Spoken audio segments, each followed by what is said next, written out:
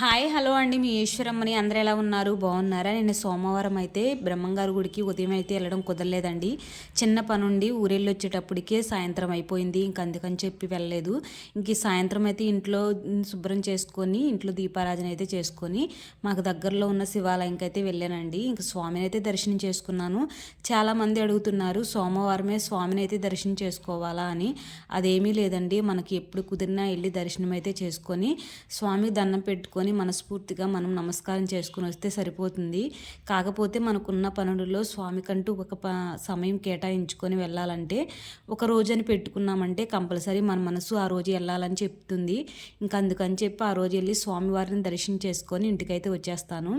ఇంక ఇప్పుడైతే నేను సాయంత్రం అయితే ఉదయం వెళ్ళేటప్పుడు పప్పుచారు కాసి వెళ్ళానండి. ఇంక సాయంత్రం టిఫిన్లోకి ఉప్మా అయితే చేశాను. ఇంకా అందరం కూర్చొని ఉప్మా పప్పుచారు పెట్టుకొని ఈరోజైతే డిన్నర్ అయితే చేసేస్తున్నాము. మీకు ఈ వీడియో నచ్చితే మాత్రం ఒక లైక్ చేసుకోండి, మరి నచ్చితే సబ్స్క్రైబ్ చేసుకోండి. అబ్బా బాయ్.